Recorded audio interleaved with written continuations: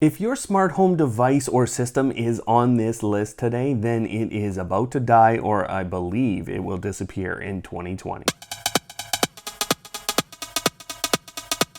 Hello automators, thanks for tuning in again. I'm Brian from Automate Your Life, and today I'm going to take the frustration out of automation, or in some cases add to the frustration, but I'm also going to tell you what I believe is the best path forward with any of these products that are at end of life. So let's go. Philips Hue is the easy one that people get upset about because they are ending support for their V1 bridge on April 30th, 2020. Now, that means that you need a V2 bridge in order to continue forward with the platform for ever, basically. Now, there are some specifics about this that I think you should understand, and then we'll talk about what I recommend for you. What's interesting is the V1 will stop receiving updates and it will stop being able to connect remotely, but it will still be able to complete localized control with most of your existing Philips Hue product. The V2 bridge, Philips has said basically they learned from their mistakes with the V1 bridge, and the V2 is essentially future proof. Now,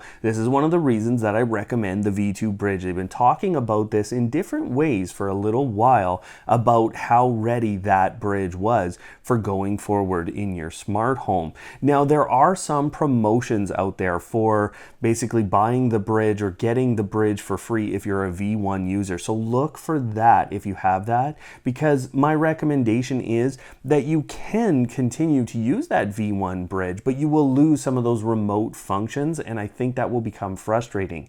The other component to this is older versions of bulbs and Zigbee and not getting your updates through that could leave you open to security risks, and we have seen recently some of those bulbs being vulnerable to security risks to getting into your overall home network. Now, this one hit the news very quickly and a lot of people got upset, and then the company reversed, but there's still some other components to this that are very important. Now, the Sonos Bricking, whatever this was called, the whole idea where they were going to ask you to brick a Sonos device, which starts their e-cycling program, and then you send it in, you get 30% off a new Sonos device. The intention behind this was essentially what Philips just did, because some of their existing speakers are not future-proof. They're not ready for the new operating system. They're not ready for the Sonos S2 application that is coming out.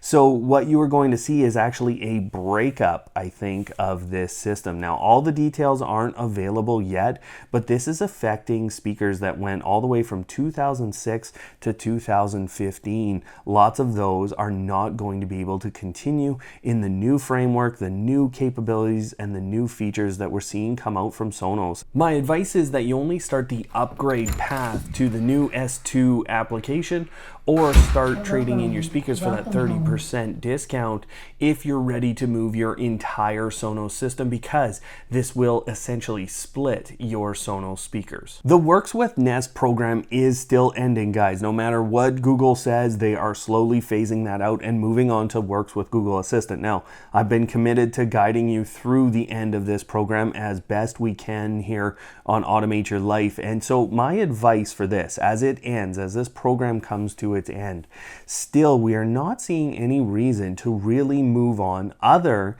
than the additional security that you get with Google accounts over the Nest accounts. Now, Nest accounts now have two-factor authentication, so I'm not too worried about the security behind your Nest account, but there are additional reasons to move on to the Google accounts. Now, still, I am not recommending that you go and update your Nest account to a Google account, and Google has actually relaxed some of the rules around this. I recently did an installation of a Nest thermostat.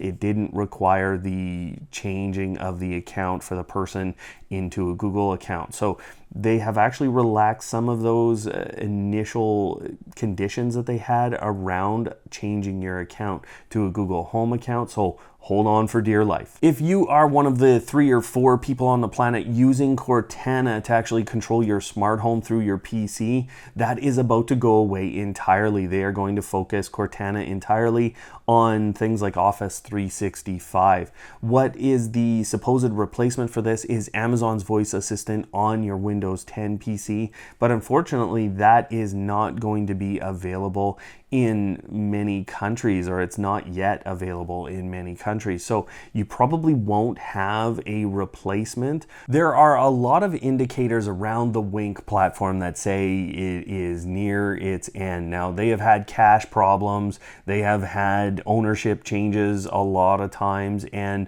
really if you just go onto their website, they haven't posted a blog post since August of 2019, and they don't have any of the Wink 2 hub and haven't for a long time on their store page. Now, my recommendation around you folks who own a Wink or a Wink 2 hub that is basically, you know, it's probably time to move on, but you don't have to. And I think the reason behind that is it's not a big target for security or kind of those network related issues that we've seen with other larger platforms. There's just not that many users out there. So it's not as big a target, but I do think it is probably getting close to time to move on. If you do decide to make the jump, my recommendations are always Smart Things and Habitat, and I'll leave links down below to those two smart home hubs. You will need to exclude all of your Z-Wave devices if you've used those before you move over here. Osram Lightify is shutting down their service as of August 2021. So we have a lot of time here before those go away, but this is their cloud service that they're talking about. So for all intents and purposes, those bulbs at that time that are connected directly to their hub are done for. But the good news with this is these are Zigbee bulbs that you're mostly talking about, and so they can be connected to other platforms. So I would start the process of actually migrating those across to a different system so you don't even feel this bump in the road and you don't even need to be notified. So you can directly connect those now instead to other hubs. For your own personal security and privacy, this might be the most important update I give today. Now, Android 7 devices, anything Android 7 and older, at this point, they are not receiving any new security patches.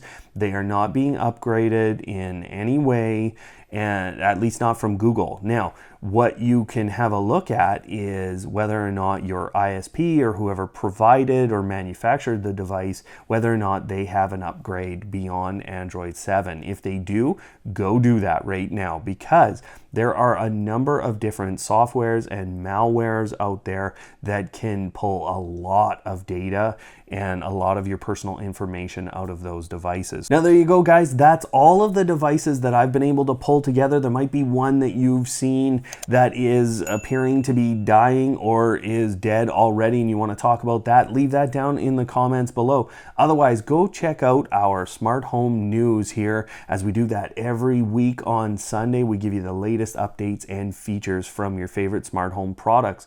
Otherwise, guys, thanks for watching, and of course, don't hate, automate.